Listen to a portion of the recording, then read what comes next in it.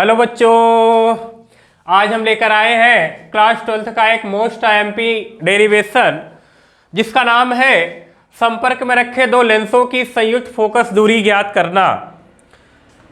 ये board paper में प्रश्न में पूछा जाता है, तो चित्र को हमने पहले से ही बनाया है, लेकिन अब ये चित्र कैसे बना है हम आपको नेक्स्ट पेज पर समझाते हैं। आइए हम इसका नेक्स्ट पेज लेते हैं और चित्र कैसे बना हुआ है इसको आपको समझाते हैं। तो सबसे पहले हम संपर्क में रखे दो लेंस लेते हैं। संपर्क में रखे दो लेंस लेते हैं कुछ इस प्रकार से। ये हमारा पहला लेंस हो जाता है जिसे हम L1 नाम देते हैं, और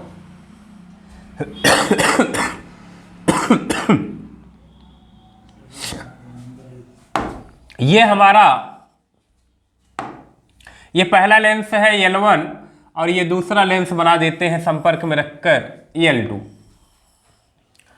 ये हमारा दूसरा लेंस L2 है। मान लेते हैं कि इनका जो मुख्य अक्ष है इनके बीच से होकर जाता है। अच्छा, ये जो पहला लेंस है इसका प्रकाशिक केंद्र मैं O मान लेता हूं, और दूसरा लेंस जो है इसका प्रकाशिक केंद्र मैं O' मान लेता हूं। अच्छा, मान लेते हैं कि ये L1 लेंस मुख्य अक्ष पर एक वस्तु रखी गई है O। यह एक वस्तु है। वस्तु से चलने वाली पहली प्रकाश की किरण सीधे निकल जाती है, जो बिना मुड़े से सीधे निकल जाती है।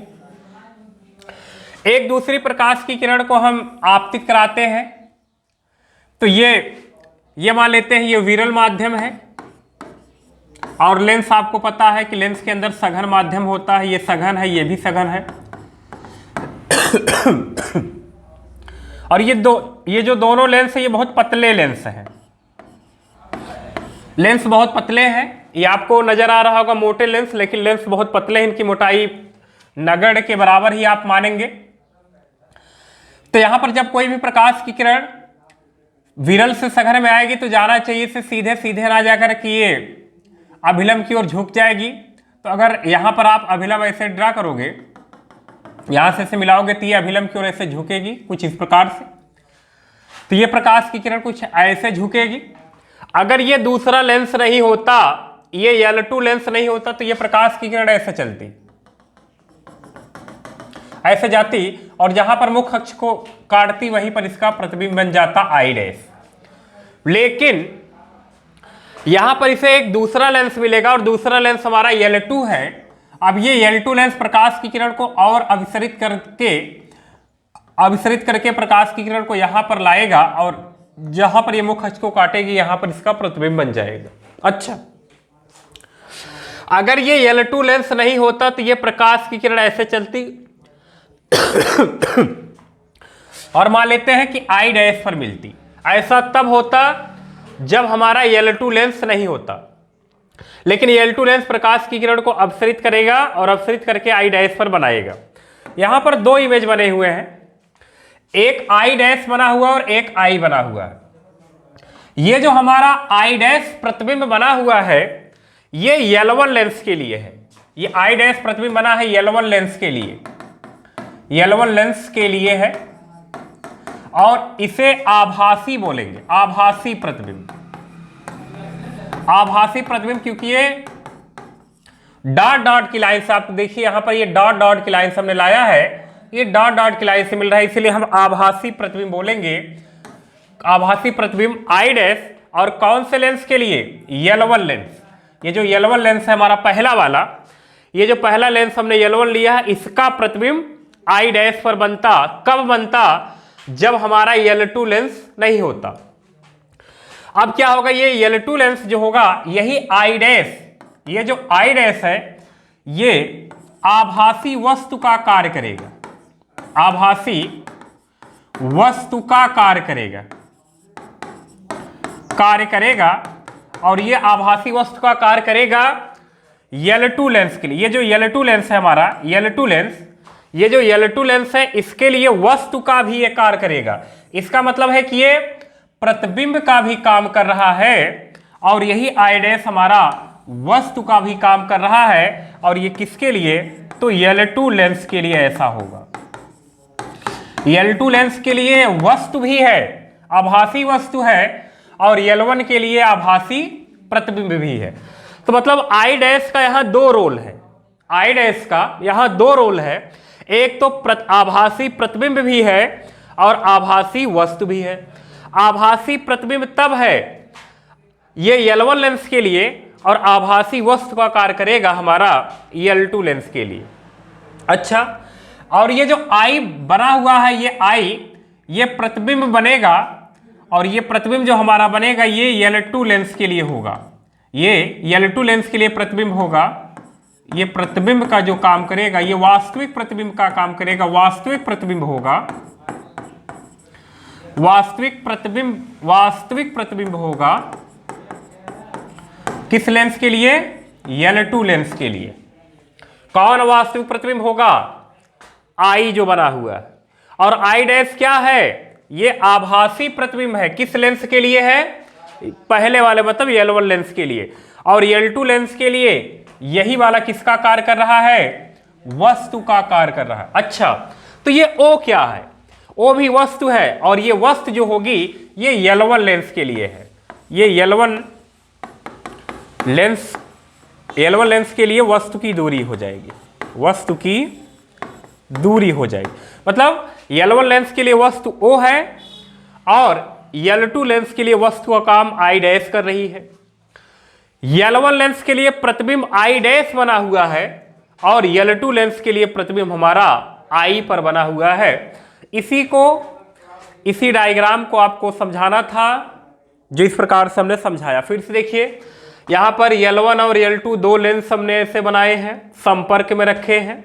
एक का प्रकाशिक केंद्र हमने O मान लिया है, दूसरे का O डैश मान लिया है। मान लेते हैं जो L1 लेंस है उसका फोकस F1 है और इसकी जो फोकस दूरी है ये F2 में मान लेता हूँ। L1 लेंस की फोकस दूरी F1 में मान लिया हूँ, L2 लेंस की फोकस दूरी F2 मान लिया हूँ। L1 और L2 लेंस से यहाँ पर एक लाइन काल्पनिक रेखा गुजरती है बीच से, जिसे हम मुख्य अक्ष कहते हैं। मान लेते हैं कि मुख्य अक्ष पर एक वस्तु रखी जाती है O, जो L1 लेंस के सामने है। तो यहाँ से पहली प्रकाश की किरण सीधे निकल जाएगी जिसका अपवर्तन नहीं होगा। एक दूसरी प्रकाश की किरण को हम ऐसे आपतित कराते हैं, L1 लेंस पर आपतित होती है, विरल से सघन में जाएगी तो ये मुड़ेगी। अगर हमारा ये L2 लेंस नहीं होता तो ये प्रकाश की किरण ऐसे सीधे जाती और I डैश पर मिल जाती। अगर I डैश पर मिलती तो यहाँ पर एक प्रतिबिंब बन जाता, लेकिन ये डॉट डॉट की लाइन से मिल रही, इसीलिए ये जो प्रतिबिंब बनेगा इसे हम आभासी प्रतिबिंब बोलेंगे।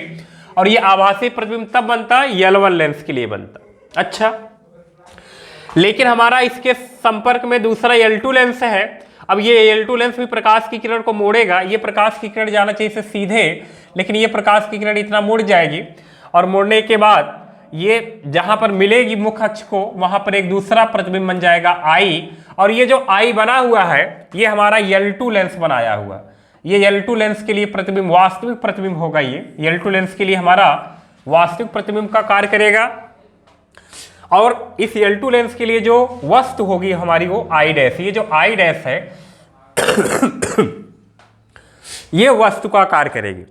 तो इसी चित्र को हमने पहले पेज पर बनाया है, आइए दिखाते हैं आपको कुछ इस प्रकार से। ये L1 लेंस और ये L2 लेंस है। L1 लेंस के सामने एक वस्तु रखी गई है O, यहाँ से प्रकाश की पहले प्रकाश किरण सीधे चली जाती है, जो बिना मुड़े सीधे निकल जाती है। इसके बाद यहाँ पर एक प्रतिबिंब बनता है I डैश, और ये I डैश प्रतिबिंब रहेगा। ये जो I डैश बनता है ये L1 लेंस के लिए, यहाँ मैं लिख देता हूँ L1 लेंस के लिए होगा, लेंस के लिए। और ये आभासी प्रतिबिंब होगा।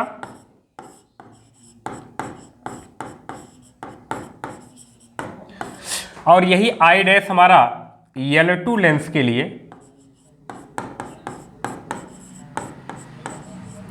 L2 लेंस के लिए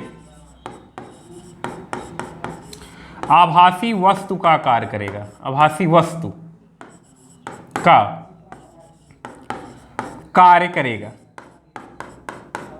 अच्छा, मान लेते हैं कि यहां से लेकर यहां तक इसकी दूरी V डैश है। इस लेंस से I जो बना इसकी दूरी V है और ये जो O रखी गई इसकी दूरी हम U मान लेते हैं। मान लेते हैं कि जो L1 लेंस है L1 लेंस की फोकस दूरी F1 है और L2 लेंस की फोकस दूरी F2 है। तो हम जानते हैं लेंस सूत्र, लेंस सूत्र 1/f बराबर होता है 1/v माइनस 1/u। ये समीकरण नंबर 1 मान लेते हैं। ये लेंस सूत्र का फॉर्मूला होता है 1/f equal 1/v minus 1/u। अगर यही दर्पण होता तो दर्पण में यहां प्लस लग जाता, लेंस है लेंस में माइनस लग जाएगा, इसको समीकरण नंबर 1 मानेंगे। अब लिखेंगे L1 लेंस की फोकस दूरी के लिए, L1 लेंस की फोकस दूरी के लिए, तो L1 लेंस की फोकस दूरी हमने L1 लेंस की फोकस दूरी को F1 माना है, तो यहां पर लिखा जाएगा 1/f1 बराबर में 1/v। v का मतलब होता है प्रतिबिंब, और इस L1 लेंस के लिए प्रतिबिंब यहां I डैश बना है जिसकी दूरी है v डैश, तो यहां पर हम लिख लेंगे v डैश माइनस लगाएंगे 1/u, और L1 लेंस के लिए वस्तु की दूरी है स्मॉल u, तो यहां पर स्मॉल u हो जाएगा। यह समीकरण नंबर हम 2 मान लेते हैं। अब फिर लिखेंगे L2 लेंस की फोकस दूरी, L2 लेंस की फोकस दूरी के लिए, L2 लेंस की फोकस दूरी के लिए, तो L2 लेंस की फोकस दूरी हमने F2 मान लिया है, तो हो जाएगा हमारा 1/f2 बराबर में, अब देखिएगा यहां पर 1/v है और L2 लेंस के लिए प्रतिबिंब की दूरी v है और वस्तु की दूरी हमारी v डैश हो जाएगी, तो यहां लिखा जाएगा 1/v माइनस का 1/v डैश। ये समीकरण नंबर हम 3 मान लेते हैं। ये हम समीकरण नंबर 3 मान लेते हैं। अब समीकरण 2 और 3 को जोड़ देते हैं, तो आइए यहां पर लिखते हैं समीकरण 2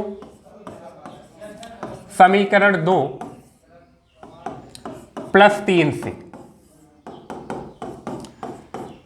समीकरण 2 और 3 को लेफ्ट साइड का लेफ्ट में जोड़ेंगे, राइट साइड का राइट में। देखिए लेफ्ट में क्या है, लेफ्ट में है 1/f1, इसका 1/f2 है, तो आप इसका लेफ्ट में जोड़ेंगे, क्या जोड़ेंगे 1/f1 प्लस में 1/f2 बराबर। देखिए इसके राइट में क्या है, राइट में है 1/v डैश माइनस 1/u और 1/v माइनस 1/v डैश, तो यहां पर है 1/v डैश माइनस का 1/u और प्लस कर दो 1/v और माइनस का 1/v डैश। अब ये देखो माइनस का 1/v डैश, ये प्लस है, v डैश कट जाएगा, प्लस वाले को पहले लिखो, माइनस वाले को बाद में लिख लो, तो 1/f1 plus 1/f2 this equal में हमें मिलेगा, इसको मैं लिख सकता हूं 1/v माइनस 1/u। 1/v पहले लिख लो और माइनस u को बाद में लिख लो। अच्छा, और अभी 1/v माइनस 1/u ये लेंस का सूत्र होता है, यहां पर देखिए, और इसके लिए आप 1/f लिख सकते हैं। तो आइए शुरू करते हैं। तो यहां पर लिखा जाएगा 1/f1 प्लस का 1/f2 बराबर 1/f, और यहां पर कैसे, तो लिख लेना समीकरण 1 से 1/v माइनस 1/u बराबर 1/f, यानी हमें मिल गया है, क्या मिला है 1/f this equal 1/f1 plus 1/f2, ये मिल जाएगा। या इसी को और सॉल्व करते हैं OR करके, कैसे देखिए, अब 1/f दिस इक्वल में इसका मल्टीप्लाई इसमें, इसका मल्टीप्लाई इसमें, और हर का मल्टीप्लाई हर में क्रॉस गुणा करोगे, f2 का गुणा 1 में करोगे तो f2 आएगा, प्लस f1 का गुणा 1 में करोगे तो f1 आएगा, बटे में हर का गुणा हर में, तो यहाँ लिखा जाएगा F1 इंटू F2 लिखा जाएगा। अब इसे हम पलट देंगे, तो अगर F को पलटेंगे ये हमारा अंश में चला जाएगा, ये हर में आ जाएगा, तो लिखा जाएगा F1 इंटू F2 बटे में, इसको आप लिख सकते हो F1 को पहले लिख लो और F2 को बाद में लिख लो। तो F बराबर, ये संयुक्त फोकस दूरी है, F बराबर क्या मिला, F1 into F2 divide by F1 plus F2। बहुत आसान सा निगमन था ये, चाहे आप इतना कर डालिए या इतना कर लीजिए। चलिए इसके बारी बारी से आप स्क्रीनशॉट लेना चाहे तो स्क्रीनशॉट ले लीजिए। अभी इसके आगे भी थोड़ा सा आपको समझना है। मैं पहले पेज पे आता हूँ, पहले पेज यहाँ पर ये रहा, आप इसका स्क्रीनशॉट लीजिए। उम्मीद है स्क्रीनशॉट हो गया होगा। दूसरा पेज आते हैं, ये हमारा रफ चित्र है जो समझाया है हमने इसको भी अगर आप चाहें तो लिख सकते हैं, स्क्रीनशॉट ले सकते हैं। और तीसरा ये निगमन आपका है, तीसरा पेज, ये आप निगमन कर लीजिए। चलिए फिर इसके बाद नेक्स्ट पेज पर आते हैं। अब इसमें कुछ कंडीशन है। पहली सर,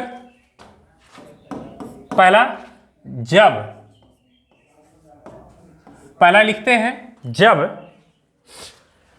जब हमारा F1 धनात्मक हो व F2 भी धनात्मक हो। जब दोनों धनात्मक हो, और आपको पता होगा कि जब F1 और F2 धनात्मक होगा तो जो F मिलेगा, हमारा F जो मिलेगा संयुक्त फोकस दूरी, वो भी धनात्मक मिलेगी। कैसी मिलेगी, धनात्मक मिलेगी, धनात्मक प्राप्त होगी। और अगर F हमारा धनात्मक प्राप्त होगा तो जो संयुक्त लेंस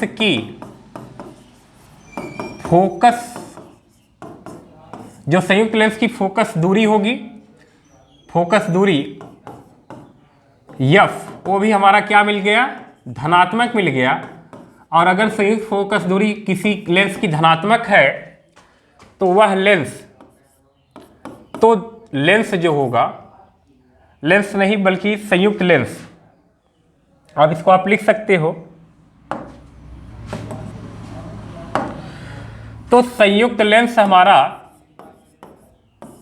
उत्तल लेंस की भांति व्यवहार करेगा।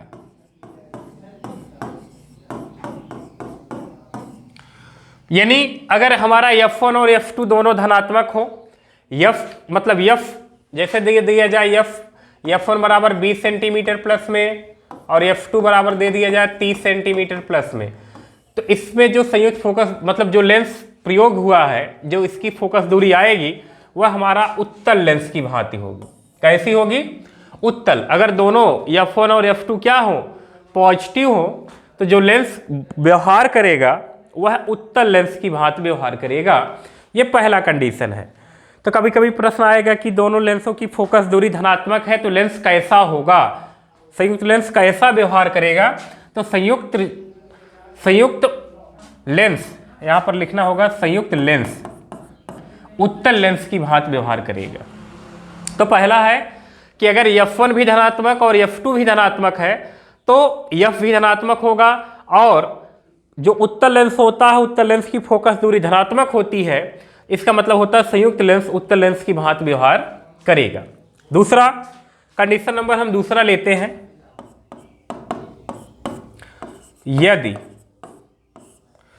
यदि प्रथम लेंस जिसको हमने L1 माना है, प्रथम लेंस L1 की फोकस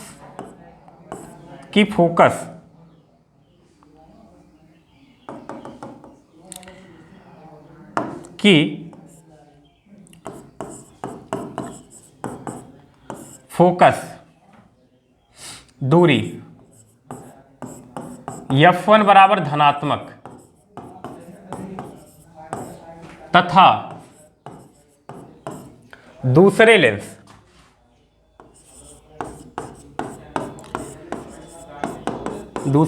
L2 की फोकस दूरी F2 बराबर ऋणात्मक हो। अब देखिए, यदि प्रथम लेंस L1 जिसको हमने माना है कि फोकस दूरी F1 बराबर धनात्मक हो जाए, F1 का मान धनात्मक रहे। दूसरे केस में दूसरे लेंस L2 की फोकस दूरी जो हो ऋणात्मक हो, यानी यहां पर F1 को हमें धनात्मक लेना है और F2 को हमें ऋणात्मक लेना है। तो क्या हो सकता है, अगर हम F1 को धनात्मक लेते हैं और F2 को हम ऋणात्मक लेते हैं तो क्या हो सकता है, आइए देखते हैं। तो देखिए, यदि प्रथम लेंस L1 की फोकस दूरी धनात्मक हो तथा दूसरे लेंस L2 की फोकस दूरी ऋणात्मक हो, तो क्या होगा, हम क्या करेंगे, F1 को प्लस लेंगे और F2 को माइनस लेते हैं। कैसे, अभी हमने पाया है, क्या पाया है, 1/, क्या मिला है हमें, 1/f इक्वल 1/, में F1 प्लस 1/f2, यही मिला है।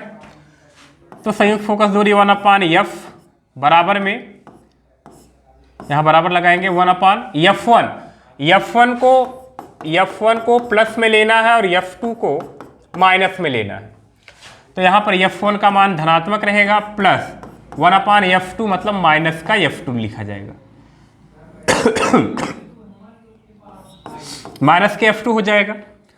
तो क्या मिलेगा भैया, 1/f इक्वल में ये यहां पर लिखा जाएगा माइनस का F2, इसका मल्टीप्लाई इसमें करेंगे तो ये हो जाएगा हमारा F1 डिवाइड बाई, इसका मल्टीप्लाई इसमें हो जाएगा तो क्या मिल जाएगा, F1 इंटू F2 मिलेगा। या एक काम कर लीजिए आप लोग, अगर इसको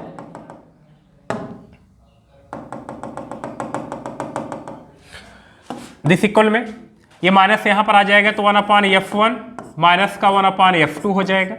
ये देखिए प्लस है, ये माइनस जब यहां जाएगा तो ये माइनस हो जाएगा।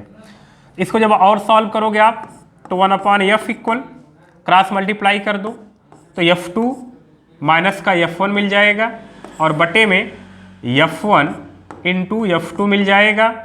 जब इसे आप पलटोगे, जब आप इसे पलटोगे तो F इक्वल में ये ऊपर चला जाएगा, ये नीचे आएगा, यहाँ F1 है तो मिल जाएगा हमें क्या भैया, मिल जाएगा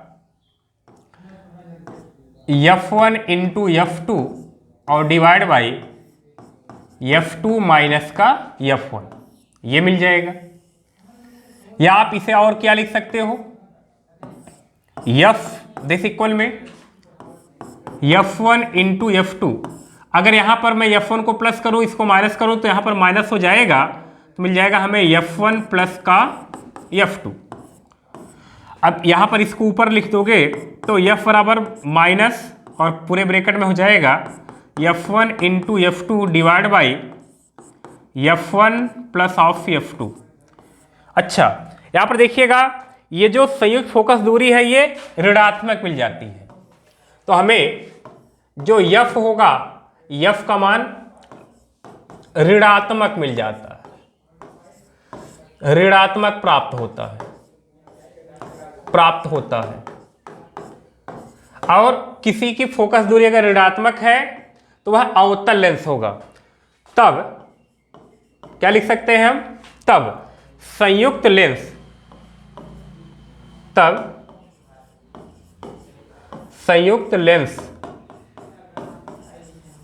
की फोकस दूरी, संयुक्त लेंस की फोकस दूरी ऋणात्मक प्राप्त होती है, ऋणात्मक प्राप्त होती है। अतः संयुक्त लेंस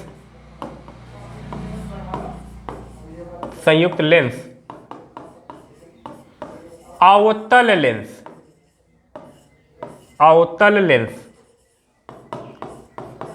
कौन सा लेंस, अवतल लेंस की भांति क्या करेगा? व्यवहार करेगा। क्यों अवतल लेंस की भांति व्यवहार करेगा? क्योंकि संयुक्त फोकस दूरी हमारी क्या मिल जा रही है? नेगेटिव मिल जा रही है। और अगर संयुक्त फोकस दूरी नेगेटिव मिल जा रही है तो ऋणात्मक जो फोकस दूरी होती है वो अवतल लेंस की होती है, जो नेगेटिव फोकस दूरी होती है वो अवतल लेंस की होती है। और हमें संयुक्त मिल गई है, संयुक्त मतलब दोनों की मिली है नेगेटिव। इसका मतलब जो दोनों लेंस रहेगा वह अवतल लेंस की भांति व्यवहार करेगा। जो प्रकृति अवतल लेंस की रहेगी वही दोनों लेंस मिलकर कार्य करेंगे। कब ऐसा होगा? जब एक की फोकस दूरी धनात्मक हो और दूसरे की फोकस दूरी ऋणात्मक हो। यानी अगर एक धनात्मक है और एक ऋणात्मक फोकस दूरी वाला लेंस एक दूसरे के संपर्क में रखा गया है तो वह उसकी जो संयुक्त फोकस दूरी आएगी वो ऋणात्मक मिलेगा। और अगर संयुक्त फोकस दूरी ऋणात्मक मिल जा रहा है इसका मतलब दोनों लेंस हमारे वह कैसे व्यवहार करेंगे? वह अवतल लेंस की भांति व्यवहार करेंगे, क्योंकि अवतल लेंस की जो फोकस दूरी होती है वह ऋणात्मक होती है। तो ये दूसरा है, दूसरा स्टेप कि यदि प्रथम लेंस की फोकस दूरी f1 धनात्मक तथा दूसरे लेंस की फोकस दूरी f2 ऋणात्मक हो। स्क्रीनशॉट लीजिए, इसके बाद इसके आगे वाले टर्म पे आते हैं। चलिए अगला कंडीशन, अगला केस लेते हैं तीसरा।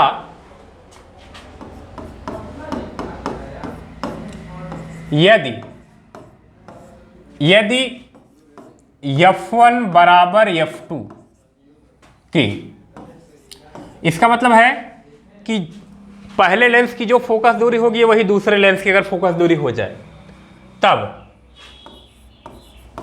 अभी हम लोगों ने पढ़ा था f बराबर क्या पढ़ा था? f1 इंटू f2 बटे में f2 माइनस f1 से। देखिए यहां पर यही मिला है हमें, यहां पर यही मिला है f बराबर f1 into f2 divide by f1 minus f2 minus f1 से। तो अगर हमारा f1 और f2 बराबर हो जाए तो क्या होगा?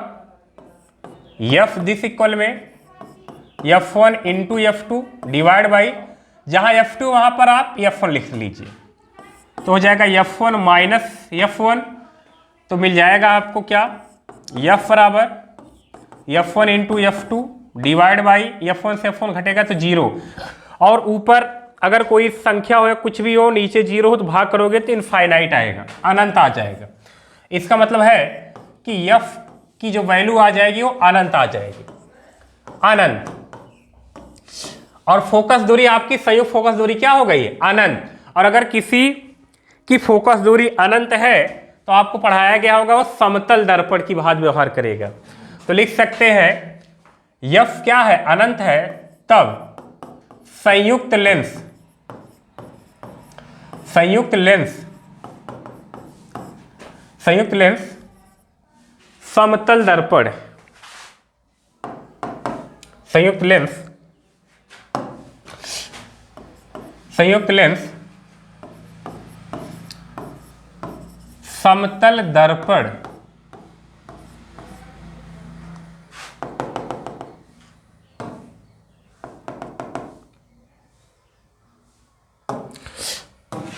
संयुक्त लेंस क्या होगा? समतल दर्पण की भांति, समतल दर्पण की भांति व्यवहार करेगा। कौन करेगा? संयुक्त लेंस। जो संयुक्त लेंस होगा वो दर्पण की भांति व्यवहार करेगा। क्यों करेगा? क्योंकि उसकी फोकस दूरी क्या आ जाती है? अनंत आ जाती है। और अनंत जो होती है वो दर्पण की फोकस दूरी होती है।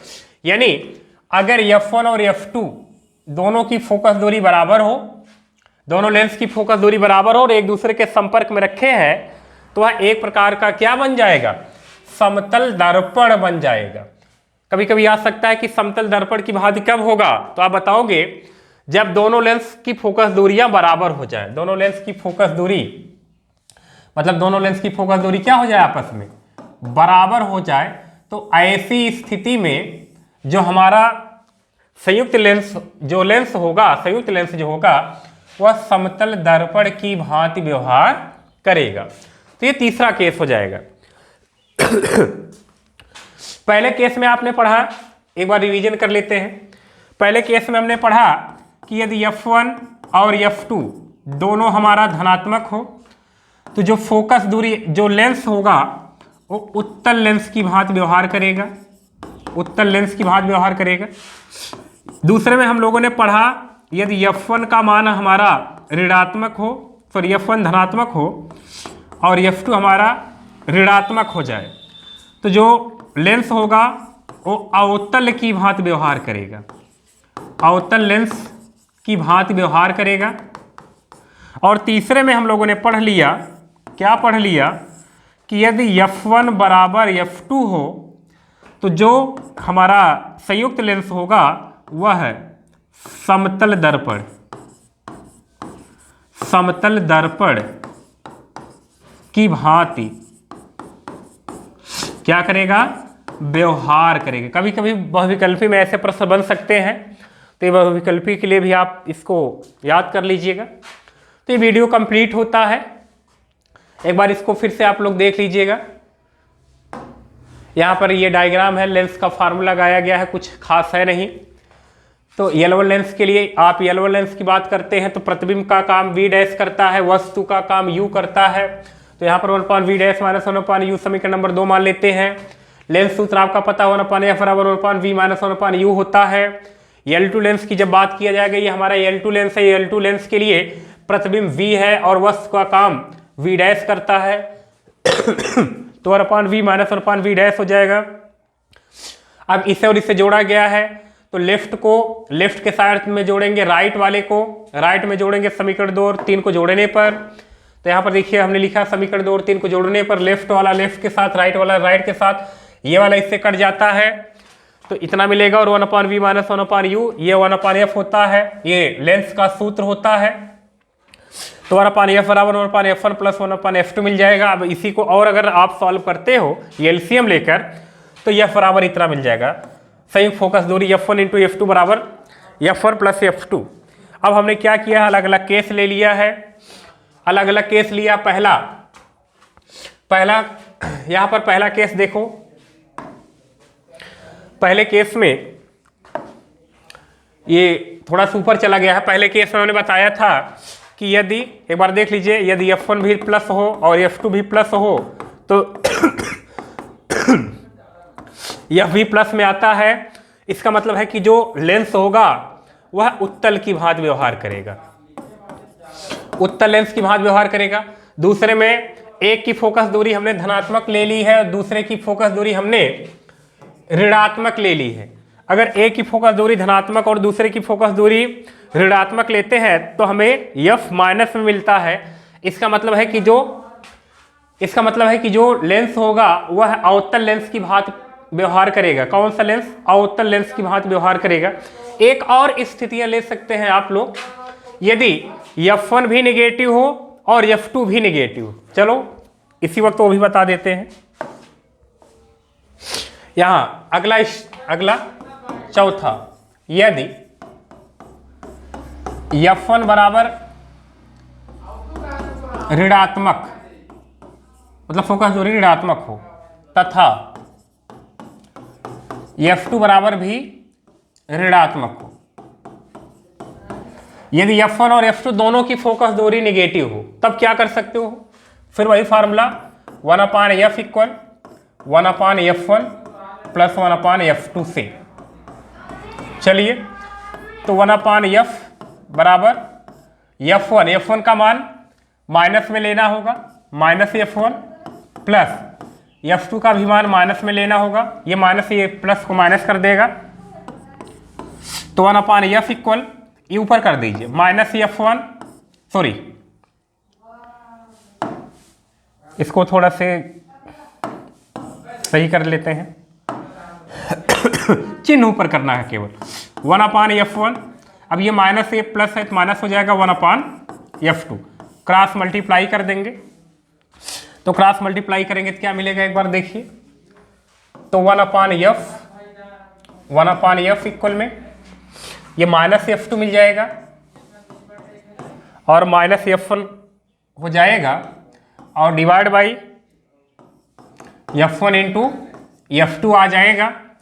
तो 1/f दिस इक्वल, अगर हम माइनस को कॉमन कर ले इसमें तो क्या मिल जाएगा, F1 प्लस F2 मिल जाएगा और divide by F1 into F2। अब इसे ऊपर कर दीजिए, तो जब हम F को ऊपर करेंगे तो ये भी ऊपर अंश में चला जाएगा, ये हर में आ जाएगा, तो मिलेगा हमारा F1 into F2 divide by F1 plus F2। और यहाँ पर आप देखिए माइनस चिन्ह है, तो यहाँ पर माइनस चिन्ह लगा दीजिए। इसका मतलब है कि इसका जो फोकस दूरी आएगा ये भी क्या आएगा, F का जो मान आ जाएगा ये निगेटिव आ जाएगा, मतलब ऋणात्मक आ जाएगा, ऋणात्मक प्राप्त होता है, ऋणात्मक प्राप्त होता है। तो हम कह सकते हैं क्या कि संयुक्त लेंस कैसा व्यवहार करेगा, अवतल लेंस की भांति व्यवहार करेगा।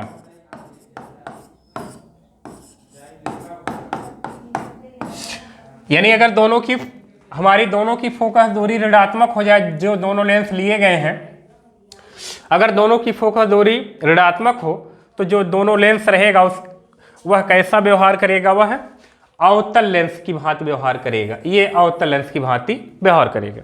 तो ये अंतिम स्टेप है इसका, आप इसका स्क्रीनशॉट लीजिए और मिलते हैं अगले वीडियो में। तब तक के लिए धन्यवाद।